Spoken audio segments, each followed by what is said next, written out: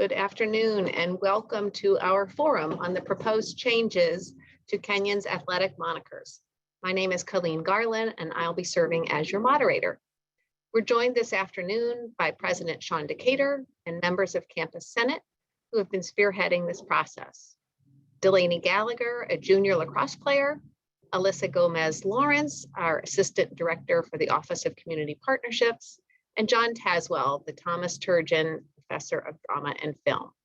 And you may know that Alyssa and John are also both alumni.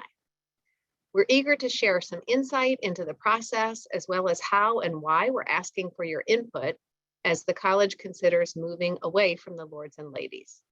We know that very statement might produce some groans or cheers from our audience, and you may note that you do not hear those reactions. That's because, as we do with most of our large events, our audience is on mute to preserve the audio quality. But we definitely want to hear your thoughts. If you have a question or comment at any point of our program, please send it to questions here in the chat feature. Thanks to those of you who submitted questions in advance. And we're going to do our very best to get to many of your questions this afternoon. Before I turn it over to our panel, let me provide some background on where we are now. The forum to submit suggestions for a new moniker or feedback is open and will remain open through April 11th. Our Campus Senate guests are now part of a 13-person subcommittee that will be working with the Office of Communications to vet the suggestions that come in via that forum.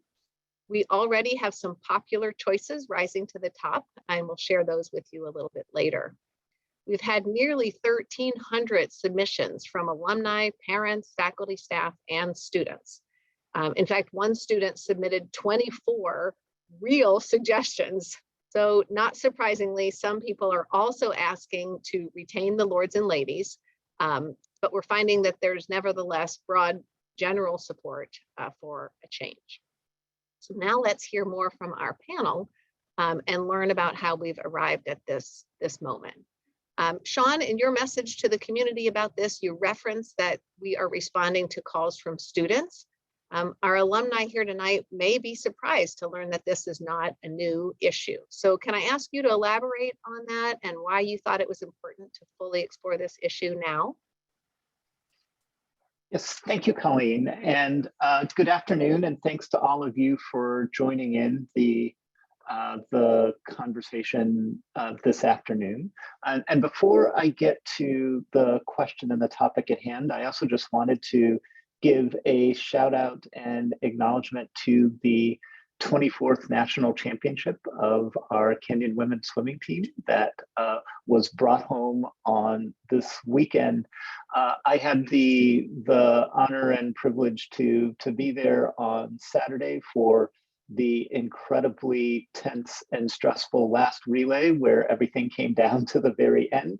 And it was really a thrill to see our students succeed and thrive in that competition, and was incredibly proud of the work they did over the course of the entire season. Certainly a season that is hard won after 2 years of really difficult time for everyone.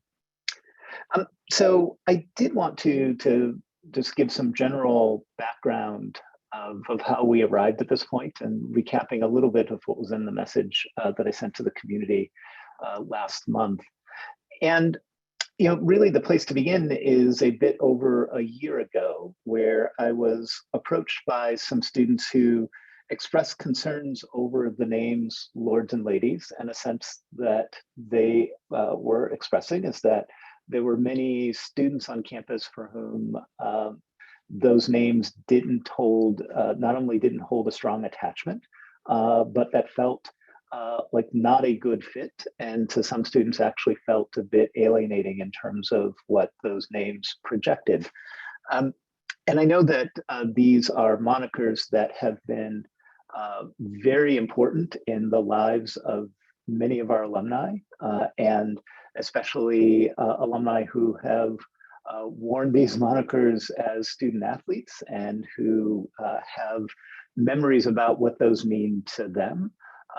But it is the case that there are many students now, and I think reflecting the views of future Kenyan students, prospective Kenyan students as well, that these monikers might no longer reflect that same type of connection, or be capable of producing that same type of connection for current students. Now, this is a debate that has been raging at various points on and off on campus for a few decades, going back to articles in the Collegian to at least the 1990s, if not earlier.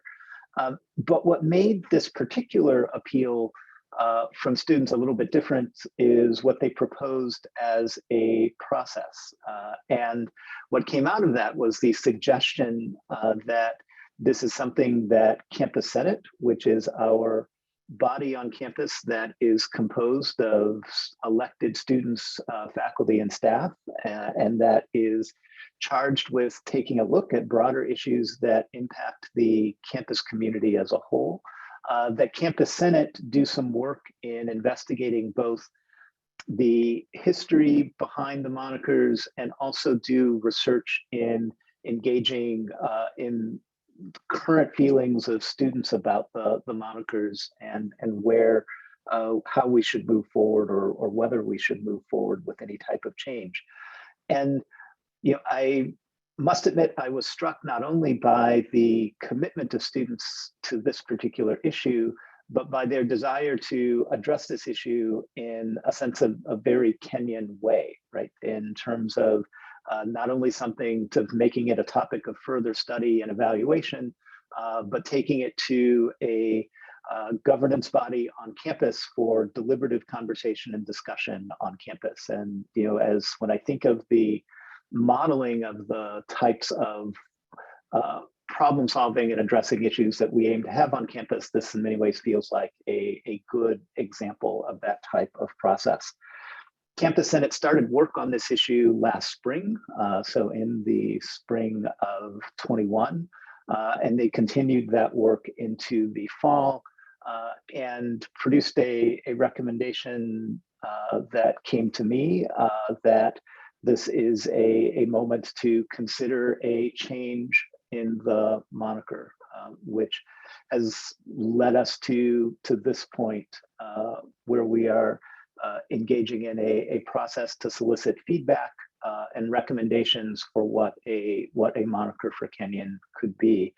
I'd say among the steps that Campus Senate took in that process were opportunities for conversations with Alumni Council and KFEC, opportunities to get feedback from the Board of Trustees, as well as feedback from members of the campus community.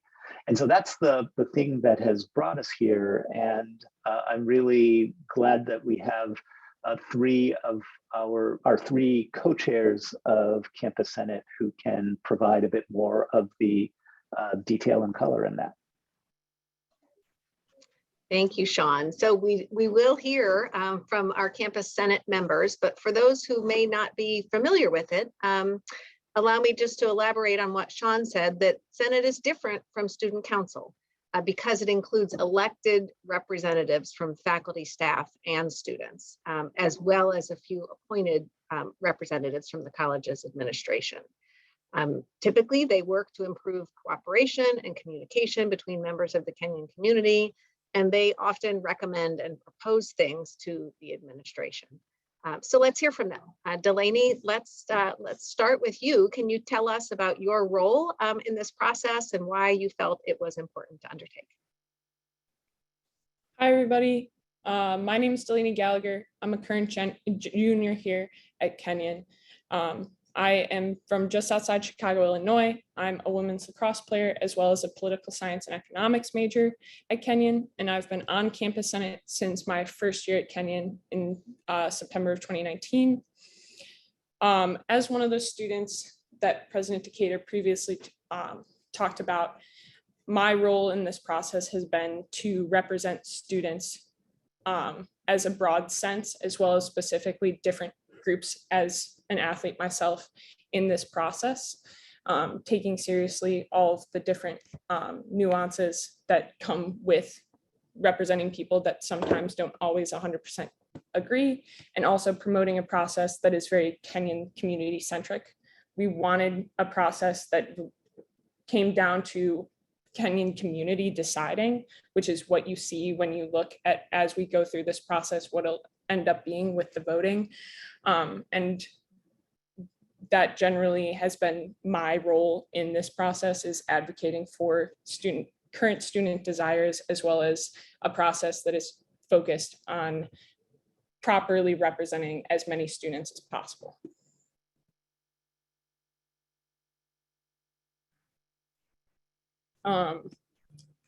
With reference to how I felt about ladies when I initially came to Kenyon, I had the privilege of having a high school college guidance counselor, as well as a women's lacrosse coach at my high school that was a Kenyon alum from the class of 2001. She spent many years telling me all of her amazing stories of being a women's lacrosse player at Kenyon, all of the friends she made, all of the different experiences she had on and off the field that really made me feel like Kenyon was a great place to go to college and really have an invested community. But she never told me that the monikers were ladies. It never came up, not a single time in any of the stories. It wouldn't have changed my decision at all because I came here for the community. It was just funny to have gone through my entire visit at Kenyon when I inevitably came to visit campus, and all of the wonderful stories that she told me that convinced me to come here end up not including that term at all. And it wasn't actually until my best friend had this competition of like, oh, like in a hypothetical fight, which one of our school's mascots would win, that I actually ended up figuring out what our monikers were because I Google searched them. So it was quite funny to have that be the way I found out. But it doesn't change the way I feel about Kenyon or being a part of Kenyan athletics. I think it's just really interesting and telling of what the current state of the monikers are as a community. I'd also say that like our athletic department each year gives out a t-shirt to all teams, both men's and women's varsity athletics. The past 2 years, both of those t-shirts have highlighted the importance of unity and community. That's the most important value we hold as a department.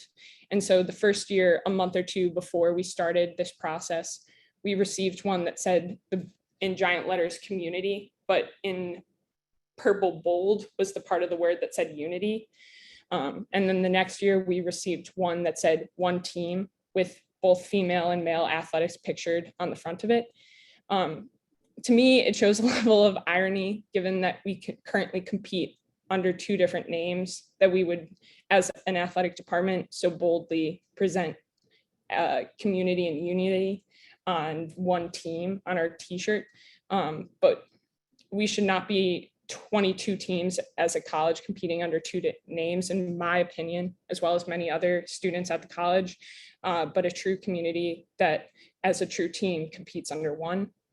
And to me, the Kenyan experience, the campus, the people who inhabit it are united not in name, but in character and a sense of value for a strong community. And everyone here tonight, I look across all of the different people whose cameras are on, all of you are wearing Kenyan gear, very much supportive of your community, our community, and that you deeply care about Kenyan by virtue of coming to this event. But it is my opinion, as well as many other students at this college, that it is that character and that value and that sense of shared community that should be represented as a tradition to be kept, not necessarily every name that we use to embody them. With that, thank you. Thank you, Delaney. It's really helpful to hear your insight. I appreciate you sharing. Alyssa, let's turn to you. Now, I understand that you didn't play sports as a student, but of course you have deep connections to athletics at Kenyon. So can you share with us your thoughts on this issue? Yes, absolutely. So I grew up here in Mount Vernon, and my dad was the cross country and track and field head coach for 38 years. So one of my sports was running, and the reason that I didn't do cross country or track and field was because my dad was still coaching, and that seemed like too much for me. So, but I was basically with my siblings a fixture on campus since we were toddlers at all sorts of athletics events. So we were always really just kind of embedded in all the different sports and all the different teams that we had going on. When I was younger, and I mean, even through middle school, it was when I heard "Go Ladies," it was always, oh, they're basically just saying "Go Girls," except like for older ladies, right? They're ladies.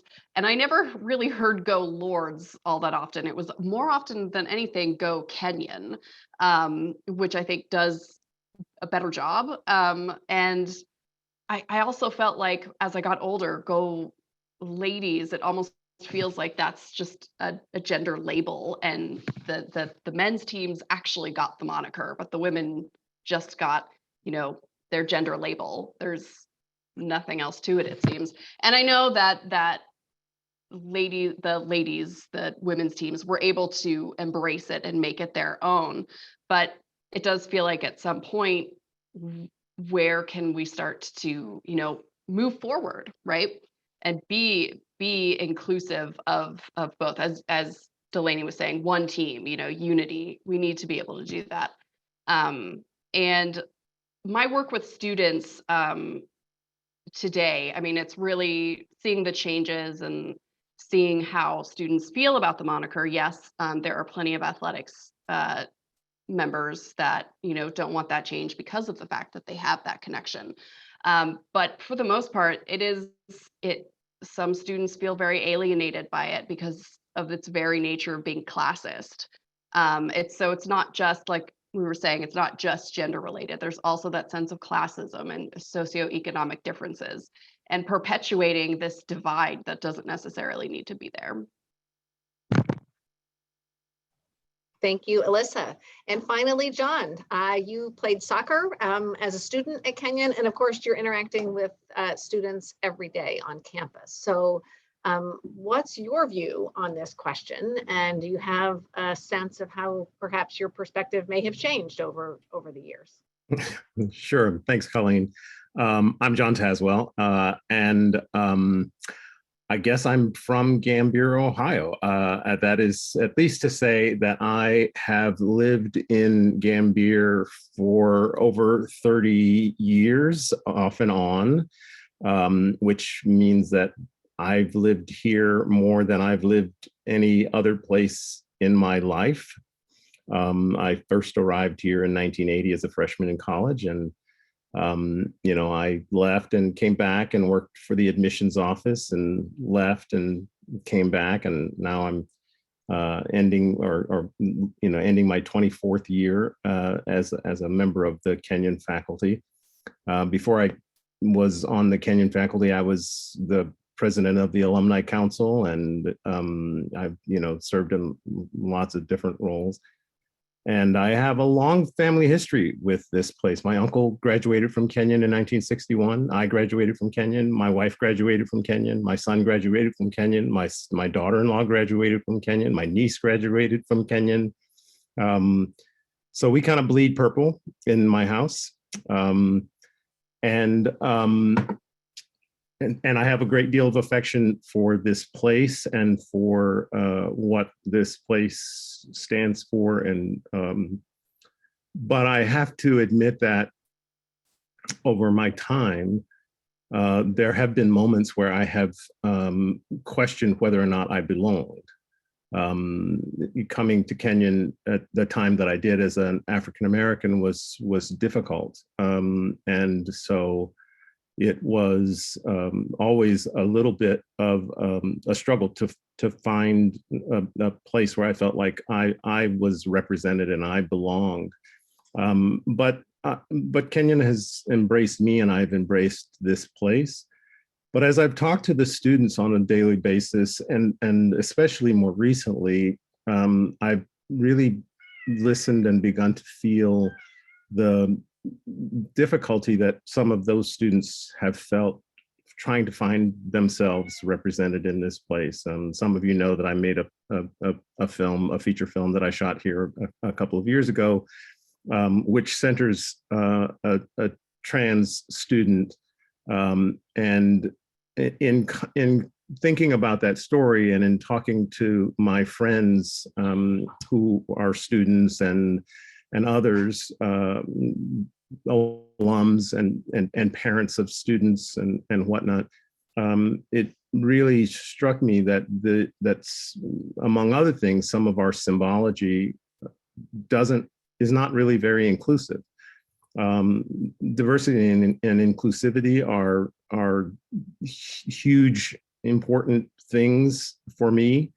And so the way in which Kenyon does its best to be inclusive in all kinds of ways, including gender, is very important to me. I have friends who are on this call, for that matter, who have children who are non-binary, and I have a junior who is thinking about applying to Kenyon College, and I've spoken with her, and she feels very strongly about inclusivity, and specifically LGBTQ inclusivity, and it's important to me that this place is a place that not only says that it holds everybody and has a place for everybody, but that represents that in the way it represents itself to the world, through our symbology, through our name, through the things that we say and that we do, through our curriculum, and in the kind of rhetoric that we have. And so that's sort of the way in which I kind of evolved and came around to a sense that this conversation is a really important conversation for us to have. I'm still, I have lots of friends who still value the monikers that we have. But I also have lots of friends who are like, yeah, I always kind of thought that was a little bit stupid. And talked to one today, in fact, who I work with. But I want to be open and listen to everybody's ideas about what it should be and how we should do it. But what I really do want is that we have a process where we are able to voice these various opinions, and that we as a community come to some decision, which I think, I don't know that we've really talked about, but the history of this, the monikers that we have now, is one in which it was really kind of casually adopted. There was never a conversation about it. There was never an adoption of it. There was never any official moment where it was decided. There was no committee. There was no, the alumni before didn't really have any voice in it. The students really didn't much have a voice in it. It was just, somebody kind of used it in an article, and it kind of grew on people, and little by little it happened. But I think that we should be more intentional and more thoughtful about this process. Thank you, John. And thanks again to all three of you for providing a bit more of the context of how we have arrived here. I'll turn now to some of the questions that were pre-submitted in advance, but I'll remind our audience that we welcome your questions, and you can submit them anytime through the chat function. So Gwen Harrison, class of 94, asked about the demographics of the responses we've gotten thus far, and specifically posed this question: will more preference be given to the current students' opinions, or will opinions be evenly weighted? How about athletes and non-athletes? So first, let me just say that the Moniker subcommittee will be meeting on Friday to begin their initial review of the responses. I can share that of the responses we've received, about 3/4 of those have been from alumni.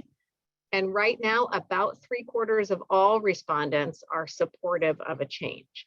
There's much more information to share in the future as this process unfolds. But Sean, maybe I'll ask you to address the question about weighting of the feedback, students versus alumni. Thank you, and thank you for that question. We value the input of alumni in this process, and we know that these are that the monikers have important meaning to the memories and the connection to the to Kenyon and the experience on campus for many of our alums. At the same time, it's, I've tried to keep very much in the forefront of my mind is that the voices of current students are really critical to this, in the sense that this is a moment for current students to be able to forge the types of deep connections to the campus that alumni have had in the past, that we hope that current students will be able to take with them as they move into the future as well. And thinking not only current students, but also future students, that, fundamentally that's our kind of core work and our core mission here is in the education and graduation of students, and that those opinions and that concept, their perspectives are going to be important as we think through this process. And so, there's no formula that we're using about weighting.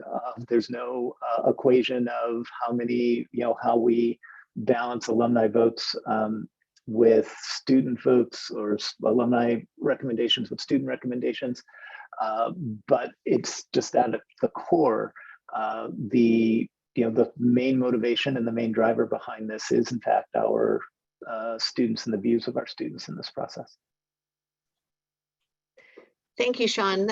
Allow me to stay with you momentarily. John touched on it briefly, but we had quite a few questions or concerns that this would be stepping away from our deep history and tradition. So would you maybe like to say a bit more about the history of our monikers?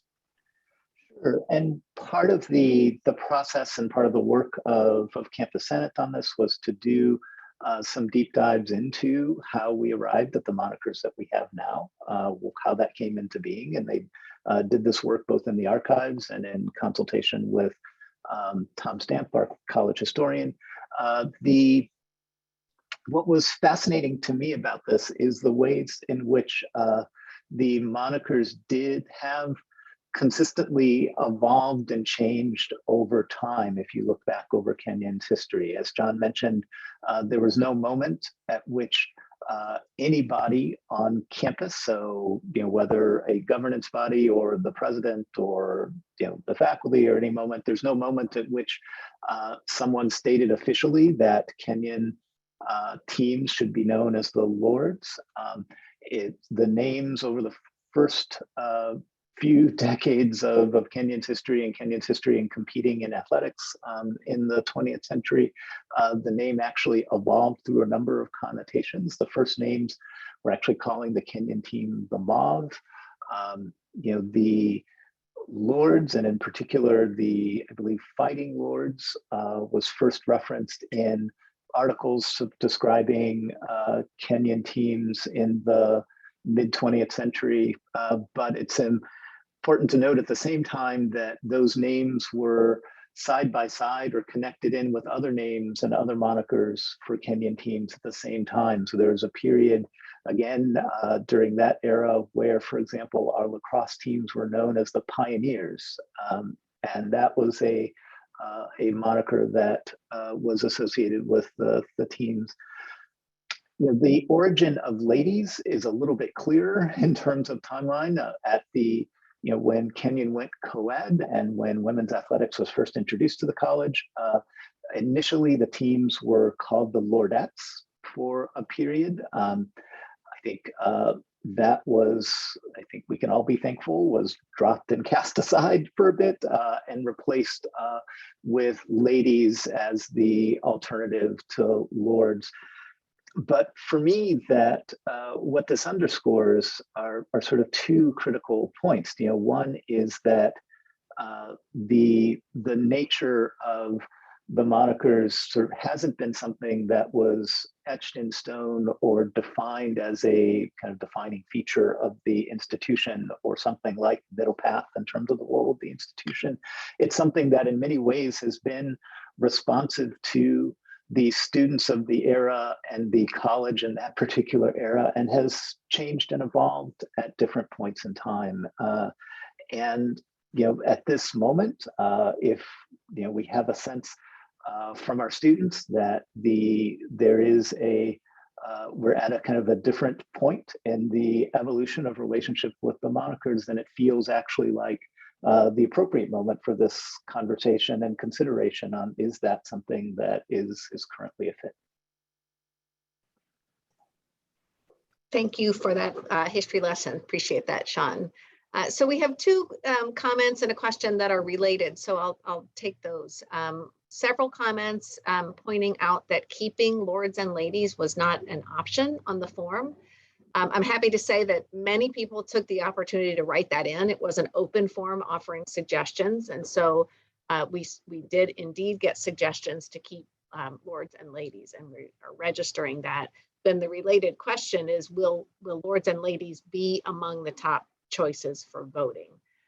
So we'll post in the chat here a link to the process, which you can see. But I'm happy to say that if there is enough support for lords and ladies in the feedback, then that would go to the subcommittee for inclusion in the ranked choice voting that happens on April 22nd, begins on April 22nd. So if that's what you feel strongly about, please use the opportunity to submit that in the form. Let me go to another question. This one's from Chris Caldwell, class of '84, who asks, as women who competed in the early '80s, we were always second to the men. We fought hard to be recognized and developed pride in being ladies as we earned our place at the top. What does the college say to women who will feel beaten back down by this effort to eliminate ladies and replace it with a non-gender moniker? To my Campus Senate friends, John, maybe can I turn over to you for that one?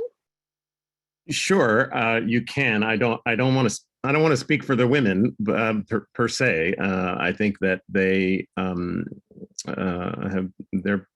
proven themselves certainly to be champions of Kenyan in all kinds of ways, in athletics and as scholars, as leaders, so there's no question about that.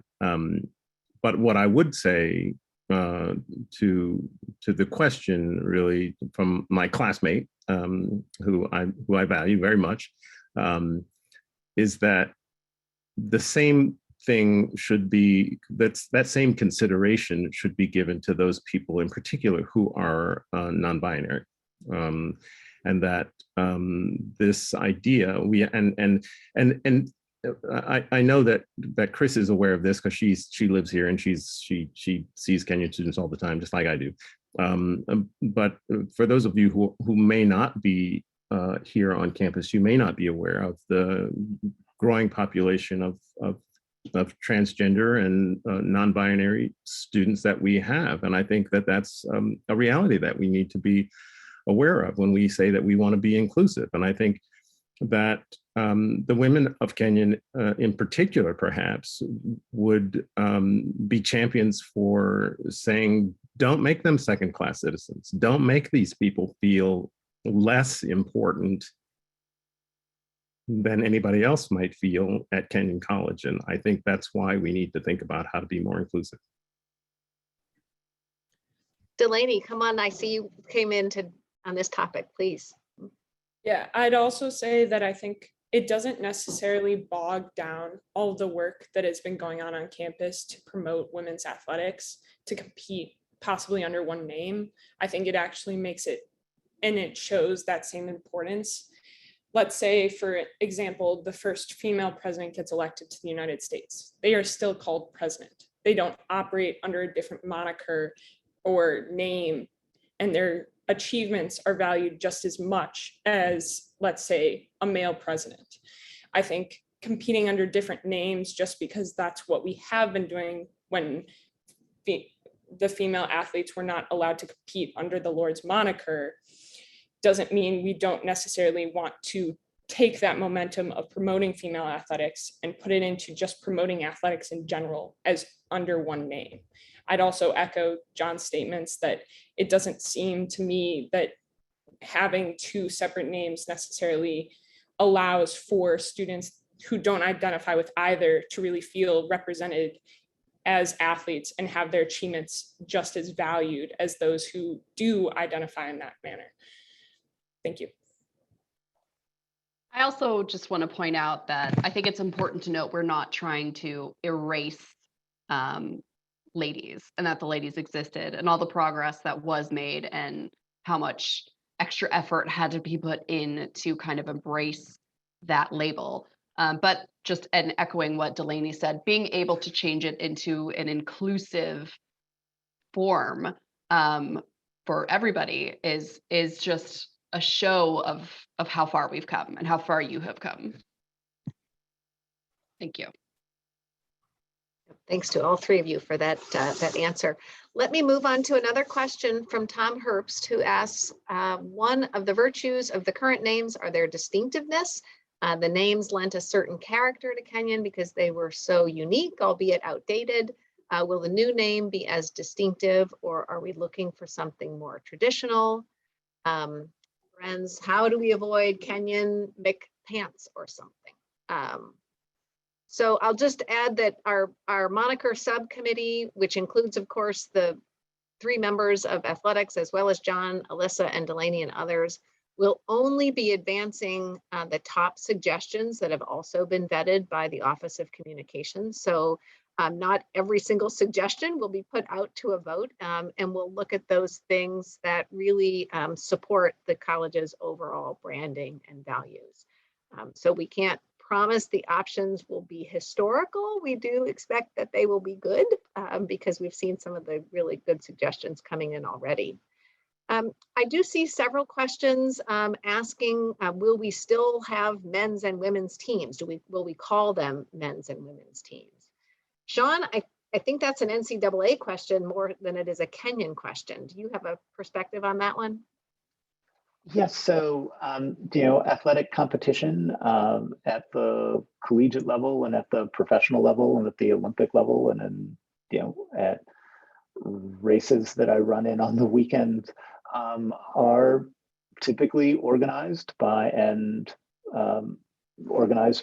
gender groups, and so we will have men's and women's teams. That's the way that the collegiate athletics are organized. That's the way the NCAA is organized. So that would continue.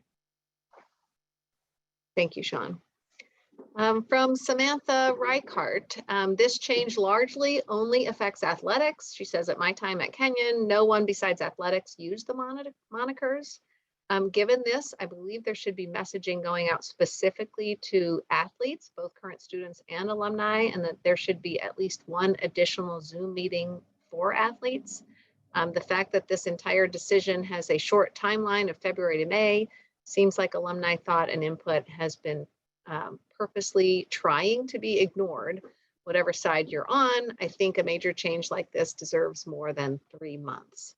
I'll just say that we have emailed this news to every member of the Kenyon constituency multiple times. It will be in the magazine as well, and the alumni magazine should hit mailboxes well before the voting begins. Of course, the forum is here. It's been on social media. So we're trying our best to get the news out there so that alumni know that their input is welcome, and now is the time to weigh in. So I would just see if anyone from our president to our panelists have anything further to say on that specific question. I can also, sorry, President Key. I didn't mean No, to Delaney, please go ahead. I was going to say, I am in regular communication with KSAC, which is our Kenyan Student Advisory or Athletic Advisory Committee. Those students represent all of our 22 varsity athletics teams, and there's a number of reps from each team on that committee, and myself as well as another member of our subcommittee who's a first year on the men's basketball team. We are constantly in communication with them and talking to them about how this process is going about, and heavily encouraging them as a committee to work to submit different ideas and do additional research. So there is student athlete heavy student athletic influence over this process as well. Yeah. And thank you, Delaney. And the one piece I would add to that is that what I've heard consistently from our student athletes and also from our coaches and colleagues across athletics are that it's important that the monikers be something that the teams are wearing with pride, right? And that they are excited about and feel to represents them well. And so as we are going through as we are vetting through the recommendations and going through the process that Colleen described, that's going to be important, right? We don't want to have names that are going to in any way kind of diminish or make minimize the sense of pride that our student athletes have in the school that they're representing. And just on the alumni piece of that question, I think it is important to note that from the survey that we have sent, we have had significant response from alumni. And again, a significant portion of those are positive. Thanks. Yeah, thank you. So Marge Christian asks if we've thought about using an external marketing firm, noting that the wrong name could hurt the image of the college. And I'm happy to say that our communications colleagues do regularly work with external consultants, and will certainly be doing that in this case if it's deemed necessary. So let me turn to probably the most popular question, and that is, what are the top suggestions? So as I said at the top of the program, we've gotten nearly 1,300 responses on the form. A brief, totally unscientific sampling includes the Panthers, the Hilltoppers, the Ghosts, the Cow Tippers, the Moxies, and so on, as well as a contingent yet to be tabulated, requesting that we keep the Lords and Ladies. So let me ask our friends on Campus Senate to share a few of the early strong contenders that were submitted along with the reasoning. And Delaney, let's start with you. So one of my favorites is the Hellbenders. It's supposed to honor little and big traditions that we have at Kenyon College. For many alumni, we all have fond memories of the gates of hell, or the college gates, making sure that you walk on the same side as your friends.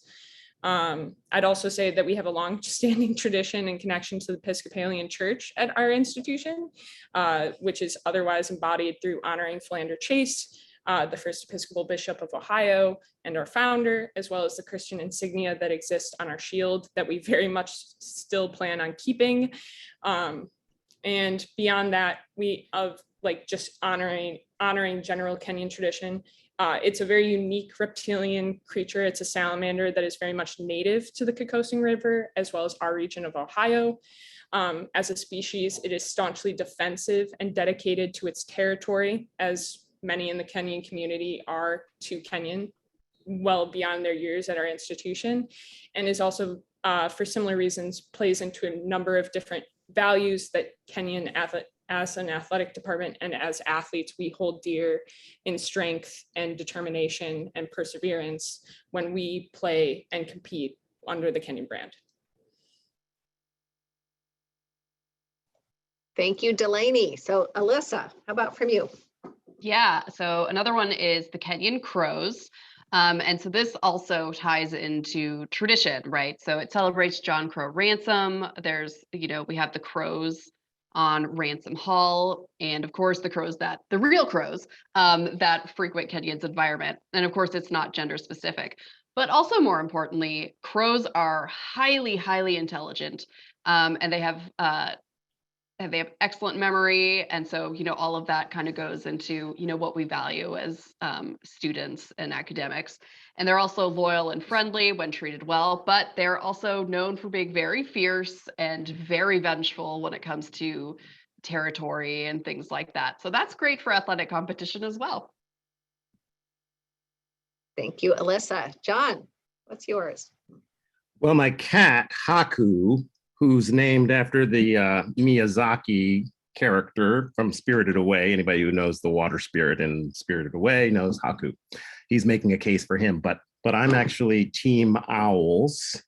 That's what I would prefer. The owls, of course, is of course connected with kokosing, which is a Native American word for little owls, the little owls in the Owl Creek, and so that's really one that I like for a number of reasons. I think that again, going back to my interest in diversity and inclusion, I think it gives us an opportunity also to honor the Native American tribes whose land that we occupy, and I think that it's a place that, you know, and a name that we already have a connection to historically.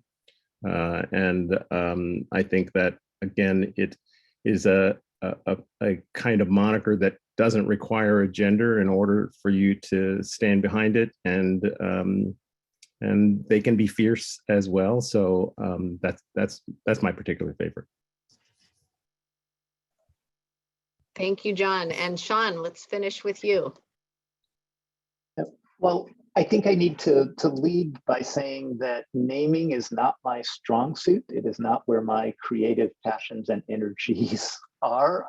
I have for over 20 years lobbied family members to name our pets after molecules, and I am outvoted every time, like pretty decisively, by children and spouse combined. So I will say that I will withhold any of my suggestions out of fear of absolute embarrassment and humiliation of putting them on the table. But I do have a great deal of confidence in the creativity of the Kenyan community. And so I think the collective hive mind of Kenyan is going to produce something which will make all of us proud in the end. Thank you. And I'd like to thank each of you who took the time to join us this afternoon. We know that people who care deeply for Kenyan are represented on both sides of this issue, and we appreciate and we value your input. If we did not get a chance to read your comment or question tonight, rest assured we saw it, and every single one will be read, and we value your feedback. If you've not already done so, please do take the time to submit your suggestion or feedback through the form, and then keep an eye out for the ranked choice voting, which will begin on April 22nd. My thanks also to Sean and Delaney and Alyssa and John for being here and sharing with all of us tonight their insight and their passion around this issue. It's a testament to the powerful bonds that you retain to Kenyan after graduation and that we feel each day in our work on the Hill. So finally, I will make a plug for Reunion Weekend on May 27th and 28th. Will be our first in-person reunion in 3 years, and we are very excited to welcome you all back to campus. It's been too long. Even if you're not in a reunion year, you're welcome to come back. Registration for you will open on April 1st. We're expecting a record crowd. Thanks again for joining us this afternoon. I appreciate it very much. We look forward to your continued feedback. Have a good evening, everyone.